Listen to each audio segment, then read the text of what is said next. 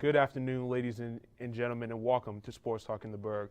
My name is Jordan Warwick, and today we have a very great show for y'all. I'm joined by Casey Irwine, Sam Goldberg, and Cam Wickline. Let's get right into things.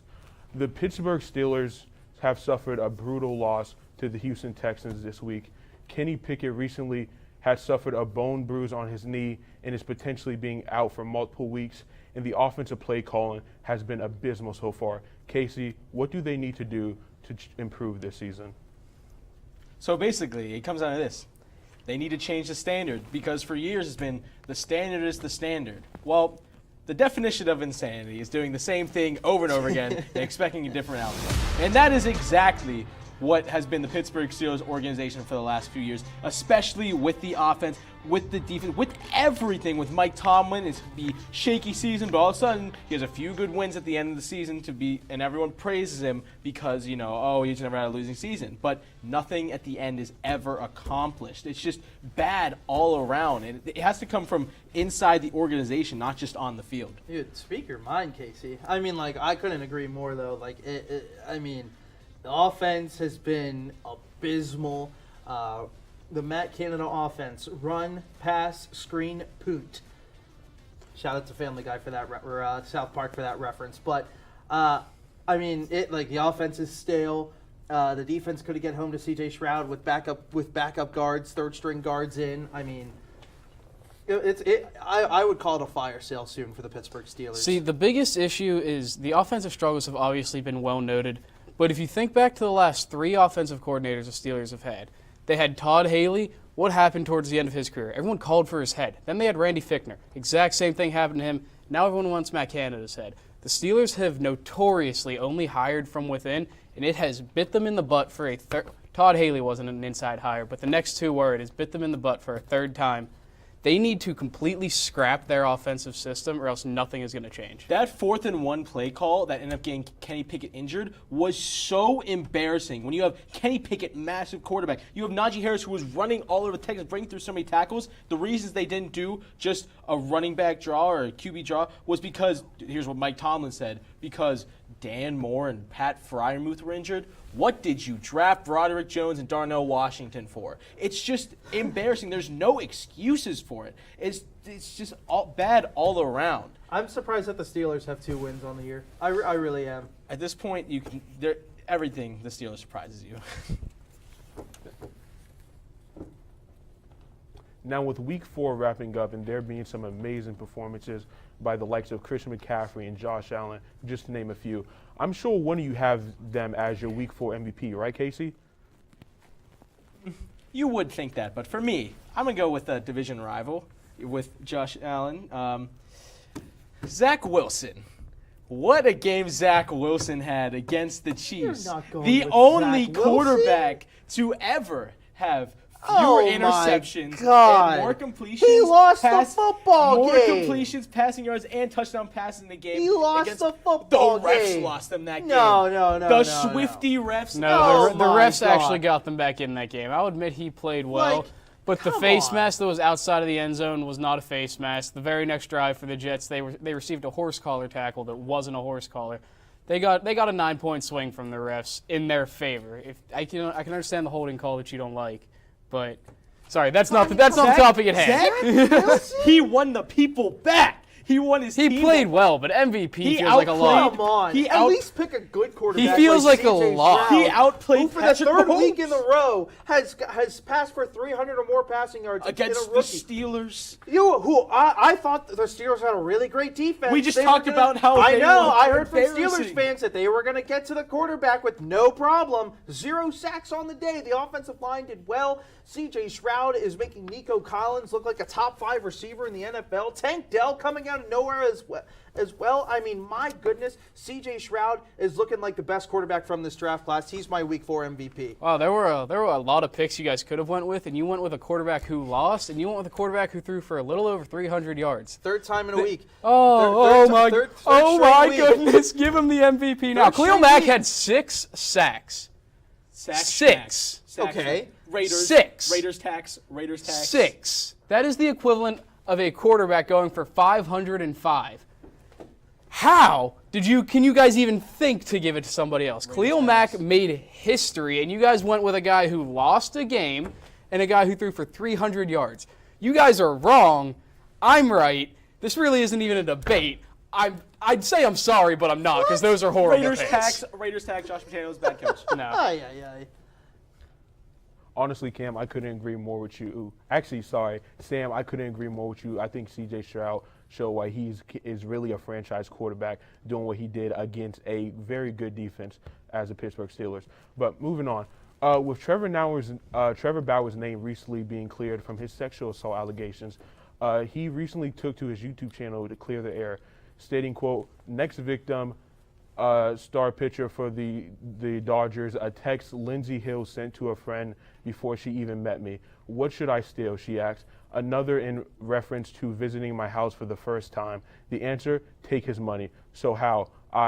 That work, I'm going to his house Wednesday, she said. I already have my hooks and, I know how to roll.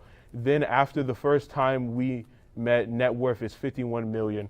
She said, bleep, you better secure the bag, was the response, end quote. Sam, do you think he will ever pitch in the MLB again? I will speak on Trevor Bauer a little bit later in the program, but receipts are due. There were a ton of media members that could potentially have defamation cases. 50 MLB writers have already deleted tweets and have potentially deleted their accounts, and also have deleted their tweets as well. MLB owes him an apology. The Dodgers owe him an apology. Do I think he'll pitch the MLB? Yes. Who? I don't know. I mean, over in the NPB with the Bay Stars, 2.41 ERA, was 19th in the league, which goes to show you how great pitching is. Had over 100 strikeouts. Had a 10-inning shutout as well. I mean, do I think he pitches in the MLB? Yes, he's 32. Still, you could get a couple of good years out of Trevor Bauer, but 2 years after defending him, to have to defend himself, he could finally go public with this information. Good for him. I hope he gets his money. I would be shocked if Trevor Bauer pitched in the MLB again. So here's the thing, is that none of us know what happened, obviously, but this wasn't the only thing he was charged with. He was charged 4 times. That being said, the other 3 charges came after the first one. And what's related to that, though, is that I'm not saying whether the connections to those cases though are from her friend Lindsay. That's what I'm saying. Friend, so I'd be lying if I said it didn't all look. I'd be lying if I said it didn't all look a little sketchy. On the positive side of Trevor Bauer. That being said, this is a guy who is 32, who, whether he's innocent or not, it's not going to look good media-wise if you sign him. I don't think anyone's going to take the chance. That's what I'm saying. on Like, him. with teams, I don't know if they'll take the chance, because you've seen in a lot of situations for all of the American sports leagues where there's been things like this for different Matt players. Ariza still is not. He's not playing for things anybody. like that. Domingo Germán is still pitching for the New York Yankees, though. It's such an odd double standard that I hope we get past someday, but I don't think that day is today. It just I'll be honestly honest. somehow matters on case to case, because you see Deshaun Watson got paid $230 million, so it's really just going to depend on what teams. Yeah, it's really random. Yeah, we'll touch on Trevor Bauer later in the program. Now, with the MLB playoffs starting yesterday, Cam, who do you think will advance to the divisional round? All right, so I got the Rangers beating the Rays. It actually looks like that's what's going to happen. They are winning right now in Game 2. They won Game 1. I have the Phillies beating the Marlins, who they won Game 1 too. The D-backs over the Brew Crew. I have the D-backs. They won their first game too, but here's the thing, is the D-backs have a pretty elite 1-2 pitching in their pitching staff. After that, it might get a little shaky, so if they don't close it out tonight, I am a little more worried about them.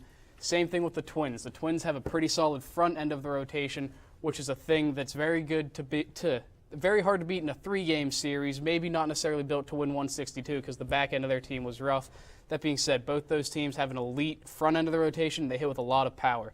Those are things that can win you 2 of 3, maybe not 100 of 162, but those are the 4 teams that I would be looking at. I couldn't agree more with your picks. I fully agree. I definitely believe that if the Blue Jays can somehow get to the Twins today, they're playing right now, they will beat them. Obviously, the Rangers are going to sweep.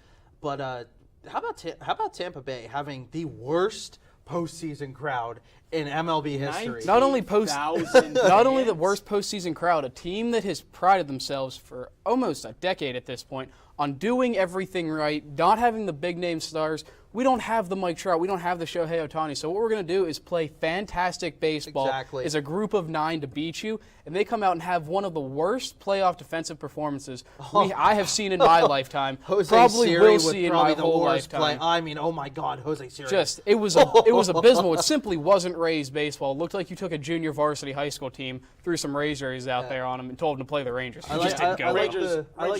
Rangers are killing them right now, and I mean, sadly, I just don't see how the Phillies lose that series with that atmosphere. They got Aaron Nola going tonight. How much more talent they have than the Marlins, there's just no way. The Blue Jays, they have enough talent to be able to come back in a series like that.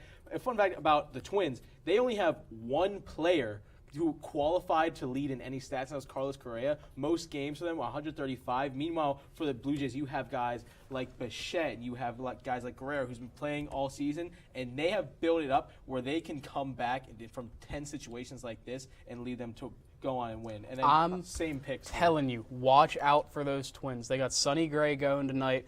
They're a team that can be very good. They had Pablo Lopez go yesterday. This is a team, like I said, they might not have won 120 games this regular season. They're not easy. They're not built to win 100 games the regular season. They are very, very, very tough to beat in a round of 7 because they have that elite pitching at the front that's going to be tough to beat, and they can hit some homers. They led the league in homers this year. Yeah, a little fun fact about the Twins: they got their first ever win in the iPhone era. Yeah, they're going to be my sleeper team to watch this year, guys. Now, moving on to college football. After almost losing to Auburn last week, Sam, do you believe that Georgia should still be the number-ranked team in the country? Woo, woo, woo! Sorry, that was my best. That was my best dog impression, but it's tough to go on the road to Auburn. That has historically been a tough place to play. I mean, Georgia, they'll be fine. They don't have to worry about the close game that they had to Auburn. It's Georgia. They got Brock Bowers, arguably one of the best players in college football right now.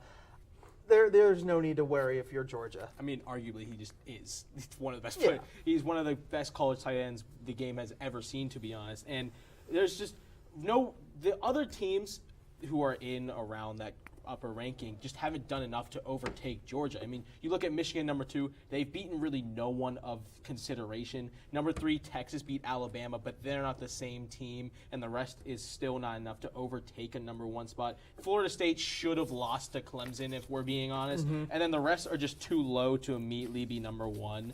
And maybe if USC wins out, they could maybe go up, or if Georgia loses at some point. But really, right now, Georgia should still be number 1. Okay, I got a question for you, because I could not disagree with you guys more. I don't think Georgia's even a top 5 team this year. You said Michigan hasn't played anyone. Are you aware of who Georgia has played? Wait. Did you just say Georgia's not a top 5 team? No. Georgia hasn't played. Georgia beat up on teams. Georgia beat up on FCS, UT Martin. Georgia beat up on MAC, Ball State, and American UAB. Then they were down 14-3 at South Carolina. It isn't a good team, and they were tied late in the 4th with a bad Auburn team. Yeah, if they Georgia weren't a top 5 team, they don't come back in the South Carolina game. No. Georgia has not played. Georgia has played horrible this year. Right now, I would take Michigan, Texas, Florida State. Michigan just beats up on smaller teams too right now. Michigan has allowed 13 points through 5 games. Because they haven't played anybody. What are you talking? See, come on, Goldberg, man. See, here's the thing: is You're that I Rutgers, can't that's take the same it. argument with Auburn, where it's just a tough type team like that. I don't know what you. Rutgers is terrible. See, you just don't know what you're talking about. I'm not going to debate with you if you clearly don't know what you're talking about. I mean, come on. Bowling Green has beat a Power 5 team. It's just, if you don't know what you're talking about, you can admit it. But I would take Michigan and Texas. They're both more dominant at the line of scrimmage. It's really not even close. Now, when we come back, we'll be talking all things RMU sports after this. Bring it.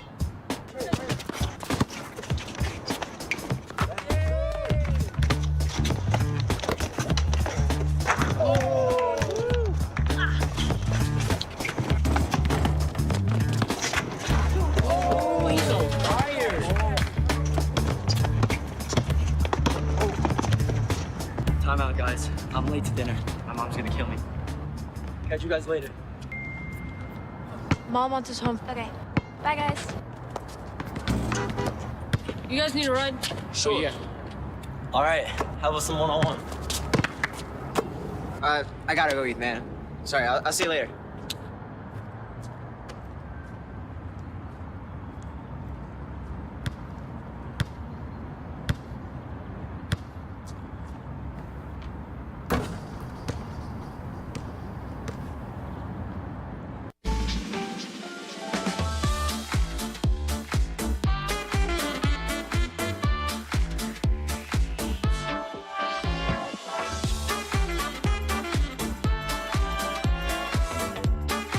Before we celebrate the freedom most Americans have, we must fight for the freedom all Americans deserve. Because all lives can't matter until Black lives matter. When I was your age, I was just like you, fascinated by stars.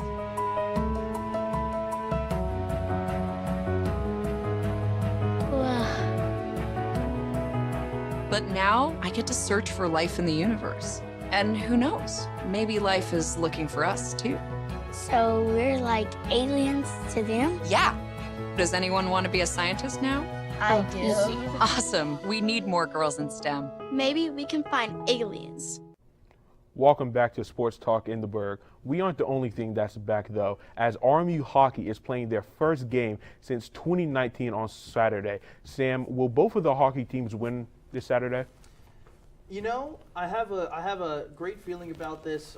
They brought the programs in the right way, and I just feel like that both teams, with the atmosphere that's going to happen, both games are sold out. The atmosphere at the Island's going to be electric. I really do think both teams will get the W over on Saturday. I think here you can go, Chase. No, I mean, if you're so nice about it, the women's hockey team, they should win comfortably. They're playing a D2 school with St. Anselm. I mean, St. Anselm College, not even university. It should be a nice, fun, exciting blowout for the women's team. But you look at the men's team. That one's going to be a tough battle against Bowling Green. In 6 matchups between those two teams, RMU has only beat them once. But the saving grace for the RMU men's hockey team is because Bowling Green's in a little bit of trouble. They're in a bit of trouble. Their best player, Austin Swankler, who won the co-preseason Player of the Year award, recently entered the transfer portal after a hazing incident, which also caused the suspension of their head coach and 3 more players. So with all of that, I think with the atmosphere that you mentioned and all the hype going into it and the talent that RMU hockey still has, I think it should be 2 exciting Here's wins. the thing. It is very, very rare that 2 teams to start the season are even trending at all. But here's the thing. RMU has just brought their hockey program back, so there was nothing. Bring it back naturally. They have to be trending up right now. And Bowling Green's hazing incident, they have to be trending down right now. I mean, I don't care what you say. Mm-hmm.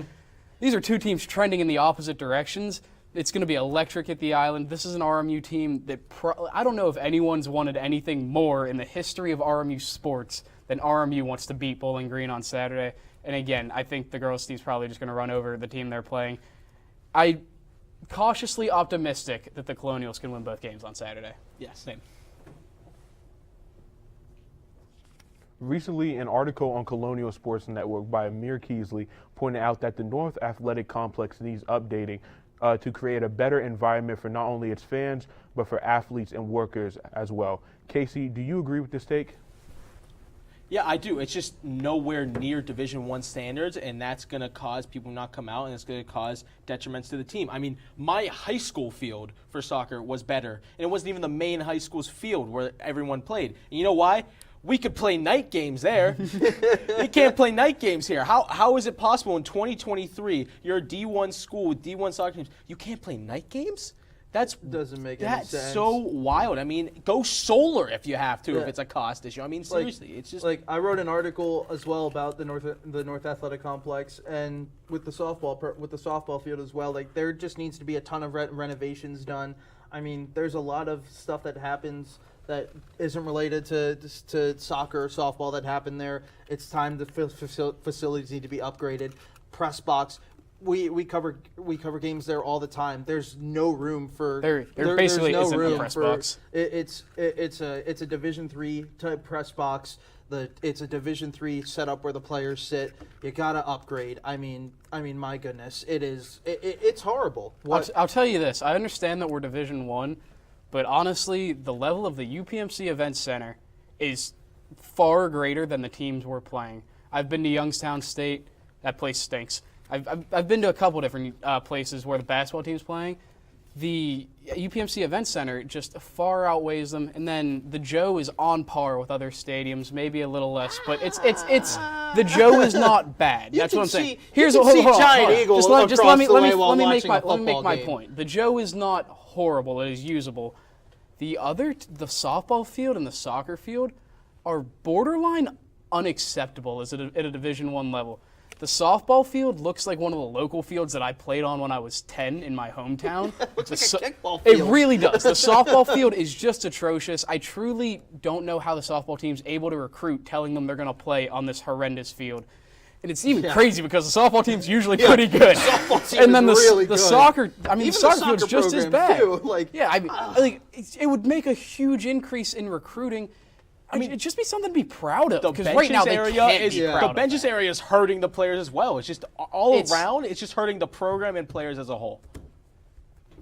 After losing to Howard 35-10, Cam, what are your expectations for RMU as they head into conference play?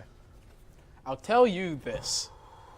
RMU football was pretty rough last year, and I wholeheartedly expect them to do better in conference play this year than they did last year. Now, I know them being undefeated, that is not saying much. That being said, I don't know if I could say much more because the Colonials are still not an elite football powerhouse. Recording an episode of Bobby Mo Football Show, which, by the way, go check out on the Colonial Sports Network website.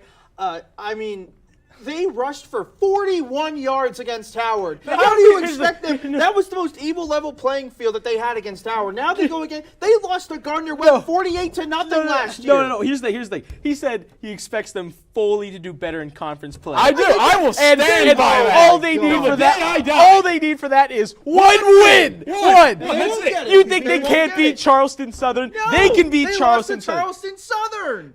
They can beat Charleston Southern. No, they can't. They're playing at I'm home. sorry. Noah Robinson, second in the FCS of Robinson receivers. is a dog. Anthony Chickett. No. Dog. Howard Anthony Howard Chickett went- catching touchdown Howard passes, throwing them literally ran no double and picks. triple coverage on the offense shut down.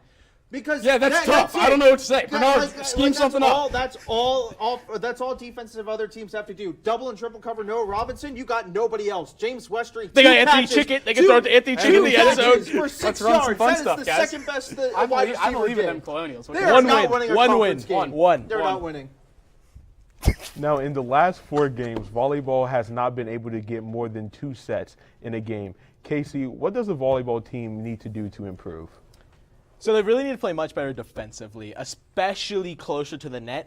Every game, it seems like they're getting dominated up front. I mean, they get almost double outscored in blocks every game, and it really is tough on them with some of the absence they have. I mean, you have Abby Ryan who's out for the year. That's such a huge loss for them. So someone really has to step up on offense for the Colonials, and it's going to be a tough uphill battle, but it's just going to be mattering on players stepping up. That's what's going to have to come Yeah, for that Green Bay game though, like they fought a ton. I really feel like the officiating really took them out of that game. I mean, quite literally, every time the head official is there, it's something new. I think we have found the new Angel Hernandez of volleyball, but again, they're improving every game though. Like through the adversity, we're seeing them battle every time. We see them took a set from Wright State. They took a set from Milwaukee. They took a set from Green Bay. I mean, we're slowly seeing this team improve. Natalie Stepanovich has been incredible. Rosina Esposito has been quite literally come out of nowhere from Division III Susquehanna Township. Or Susquehanna University, and. I mean, the pieces are there. It's just about putting the pieces of the puzzle together. See, the thing that I really think they need to do, it's something they're going to do no matter what. The schedule just needs to get a little easier. They played some of the hardest teams in the Horizon League to start. Don't even get me started. It was on the honestly schedule. insane. It was teams 1 through 4. Their schedule's going to get a little easier. They've been playing some good volleyball, keeping up with the best teams in the conference. It just has to get a little easier, and then we'll see it get better. They played 6 games in 12 days as well. The schedule's been brutal. Now, when we get back, we will get the guys' final takes after this. When I first saw a turtle, my heart was full. Now anything but lonely. We had this deep connection, this heart connection. He just wants to be close to you and part of your life. Every day with turtle is a perfect day. When I'm holding her, it makes me feel calmer. I think everything he does shows how much he loves us. When we adopt a shelter pet, we discover they're a little bit of a lot of things. But they're all pure love. If I could go back and change it all, I would. I think I'm gonna miss you the most. I'm sorry. I'm so sorry. I'm so sorry. Or maybe it's just the little moments. If I could go back and change it all, if I could go back, I would. But I can't.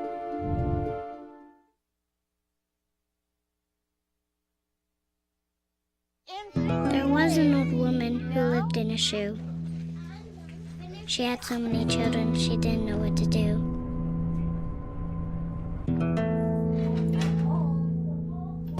She gave them some broth without any bread and kissed them all soundly and put them to bed. Hunger is a story we can end. End it at feedingamerica.org. Worried about your friend, but don't know how to reach out? You could say, how are you, or get a fake tattoo. You could ask with an app if it works for you. You could chat with them in VR, it's all good. If you think you should check in, yeah, you should. Whatever gets you talking. Reach out to a friend about their mental health. Whatever gets you talking. Learn how you can help at seizetheawkward.com. Welcome back to Sports Talk in the Burgh. Casey, what is your final take? After a few long years filled with controversy, despair, and outrage, the RMU hockey program is back at long last this Saturday. And that whole day is quite possibly the biggest event in RMU athletics history. Tickets at the Clearview Arena are completely sold out for both the men's and women's teams. Students lined up at 7 in the morning to get the few remaining student tickets for a game that's off campus. Both teams have so much hype after the shocking cuts of the program a few years ago, which received national news. The players and coaches were done so wrong, they hired the lawyer who represented Tom Brady in Deflategate and convinced the Supreme Court 9-0 against the NCAA to welcome back NIL for student athletes. After all this, the teams are back and people all around will be there to witness Pittsburgh's greatest college hockey team make its glorious comeback.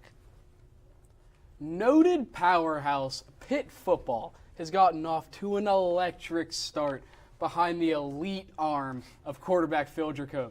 Of course, nothing I just said is even close to true.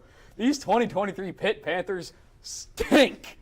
They have won 1 game in 5 games, and it came against Wofford. Pittsburgh Panthers fans are rejoicing after Christian Vereau has been named the starter. They believe he will come back and save the season. I'm guessing not. This team is bad in every aspect of football. Panthers fans, it might be time to look forward to 2024. And going back to the Trevor Bauer saga, I mean, after 2 years of just trying to defend himself without providing the information that he had, that he just had to defend his character. And after everything that he's been through with baseball, being blackmailed by the MLB at this point is what you can say.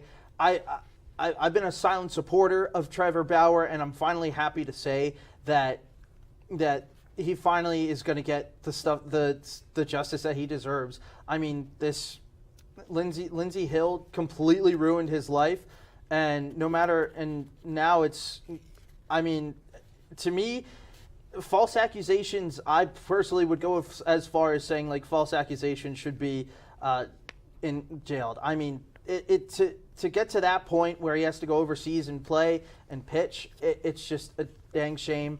But the defamation lawsuits for Trevor Bauer, somebody's going to bring him his money. Ladies and gentlemen, thank you for joining us today on Sports Talk in the Burgh. I have been Jordan Warwick, and we will see you next time.